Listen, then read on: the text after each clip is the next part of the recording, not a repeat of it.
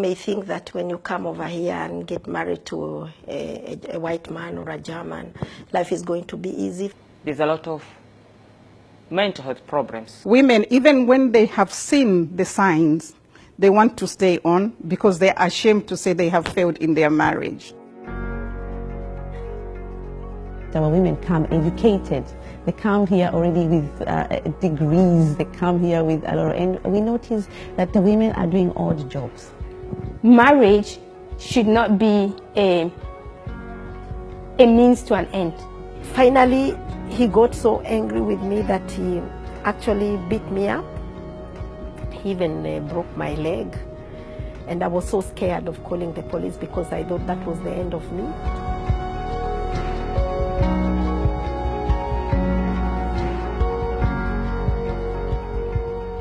My name is Beatrice van der Velde, and I'm a Kenyan. I am a resident in Germany since 1999, July. And currently I'm self-employed. I am focused on renewable energy. When I came to Germany, I just came for a normal visit. I came to visit my girlfriend in Bad Hamburg, and then there was what we call a carnival in Cologne, and I met someone who actually ended up being my husband.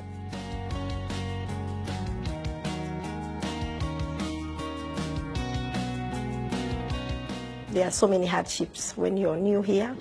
The language is one thing, because when you get into a class, first of all, they start teaching you in German language, which you hardly understand. And for me, it was really, really difficult because I've never spoken German before. So it took me almost a month to get a few words here and there. When I came over here, I was a politician in Africa. I was one of the pioneers of democracy in Kenya in 1992. I got elected and I served for 5 years as the youngest woman. Europe is not a bed of roses. I have tried it myself, and I have realized that, you know, like every other woman would dream of coming to Europe, I also dreamt the same. Little did I know that it was going to be very difficult for me.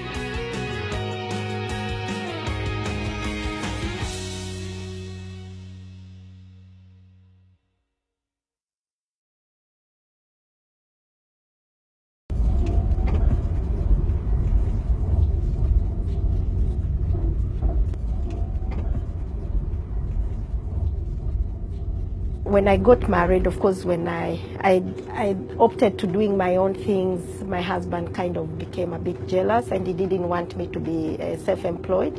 So there were a lot of hiccups here and there. So, and there was so many commotion in our marriage that at one point of time he became very aggressive to me. And every time you feel like you're a slave, because normally if in this country your marriage doesn't last for a certain period of time, by law, it's null and void.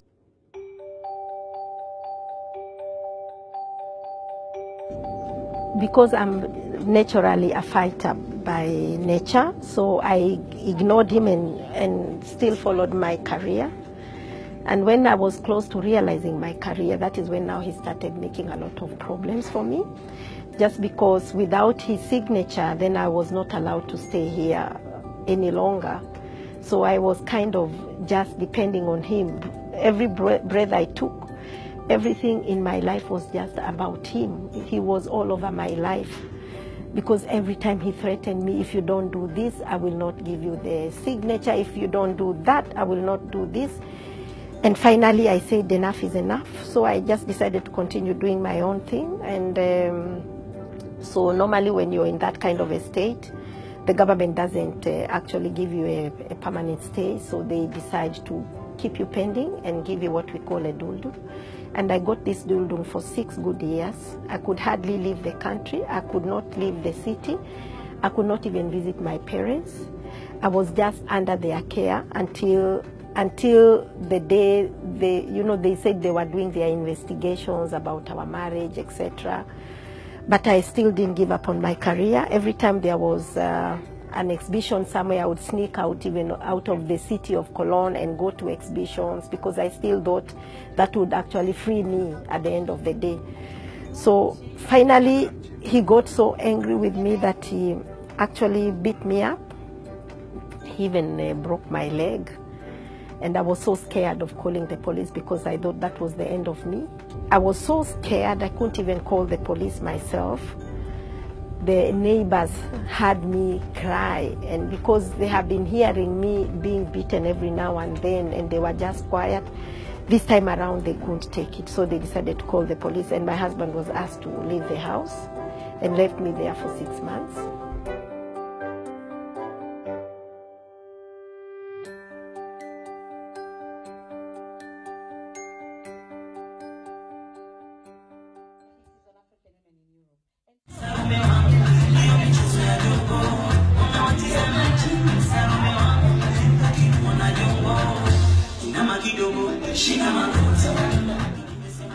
So I decided to come and look for some green pastures like everybody else who would like to come to Europe and think they are, we plant money from the trees, and that was the idea I had.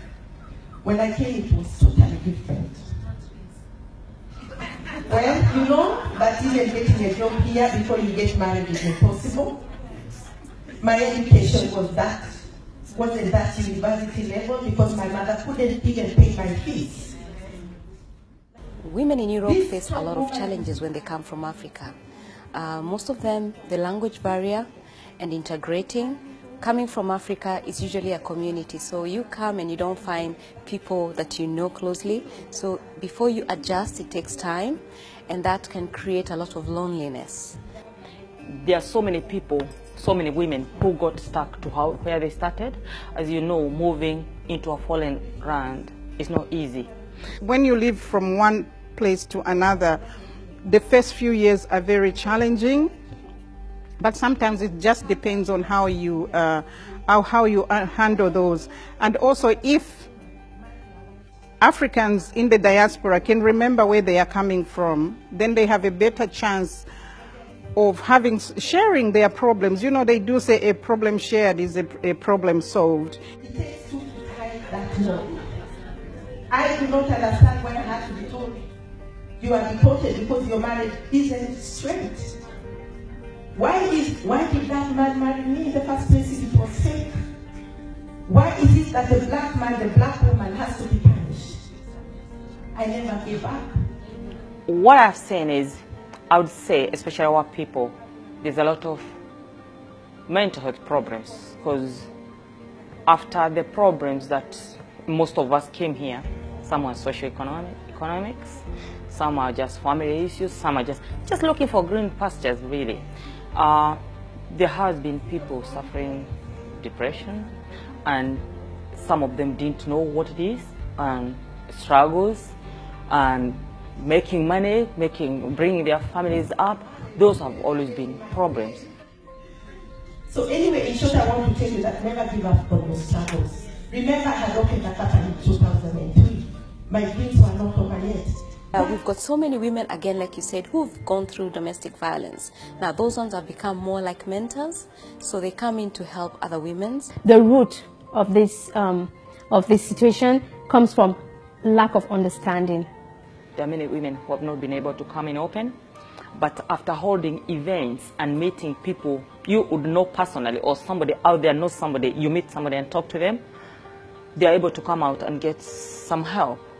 And as a result, I'm sorry to say, some families have broken down completely because women have ran away from their husbands because they have known there is a way of living away from abusive relationships.